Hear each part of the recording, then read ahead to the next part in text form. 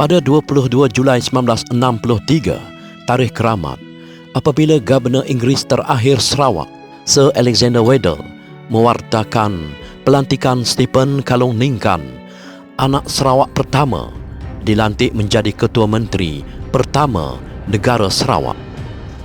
Untuk melengkapkan sebuah kerajaan sendiri, maka Kabinet Negara Sarawak dibentuk dan semua menteri menerima watikah daripada Waddell berikutan penyerahan kuasa kepada pentadbiran Sarawak sendiri. Kerajaan pertama Sarawak ditadbir oleh pemimpin tempatan anak Sarawak yang berkebolehan seperti Awang Hipni Pangeran Anu, Dunstan Ndawi Anak Encana, Stephen Kalong Ningkan, Ketua Menteri, Abdul Taib Mahmud, Teo Kui Seng dan James Wong Kin Min. Abdul Taib Mahmud seorang anak muda ketika itu berkelulusan sarjana undang-undang dari Universiti Luar Negara, memegang portfolio komunikasi dan kerja raya. Walaupun proses penyerahan itu berlaku, kuasa perlembagaan masih dipegang oleh Governor Inggeris di peringkat negara Sarawak, manakala kuasa tertinggi terhadap Sarawak masih lagi dikuasai oleh Ratu Elizabeth di London.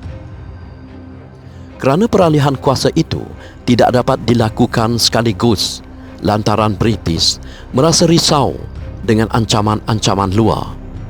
Pada 16 September 1963, Governor anak Sarawak pertama dilantik.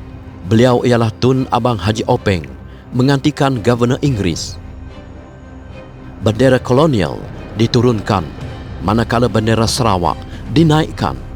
Sir Alexander Waddell, Governor terakhir penjajah, meninggalkan Istana Sarawak lalu menaiki sampan putih menyeberangi Sungai Sarawak.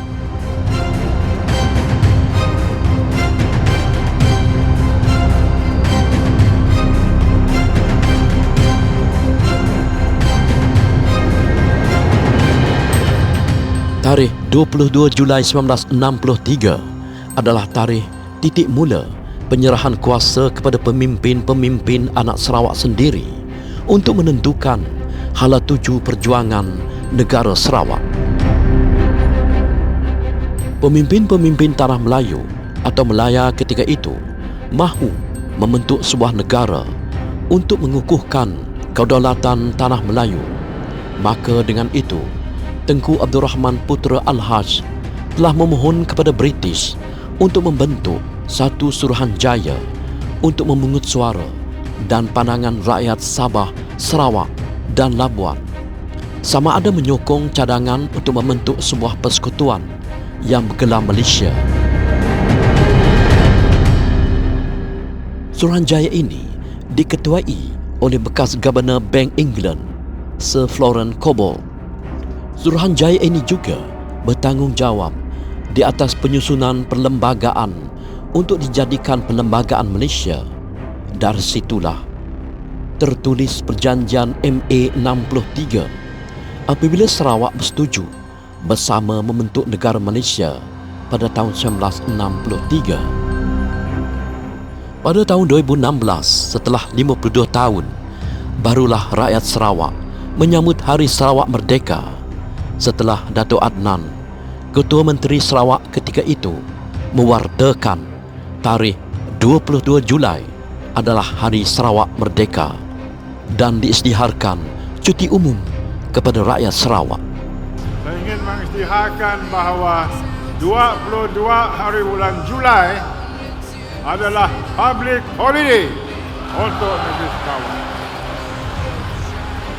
That is will be the day for Sarawak, Sarawak Day.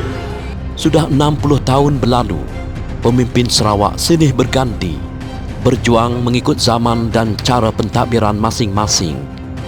Dari Ketua Menteri pertama, Stephen Kalong Ningkan, Tawis Lee, Abdul Rahman bin Yaakob, Abdul Taib bin Mahmud, Adnan Haji Satim, dan kini Datuk Patinggi Tan Sri Abang Abdul Rahman Zohari Tun Abang Haji Openg, anak mantan Governor pertama Sarawak, seorang pemimpin ulung yang berkaliber yang membawa Sarawak ke era digital, menerokai ekonomi baharu hingga Sarawak diiktiraf negeri berpendapatan tinggi oleh Bank Dunia.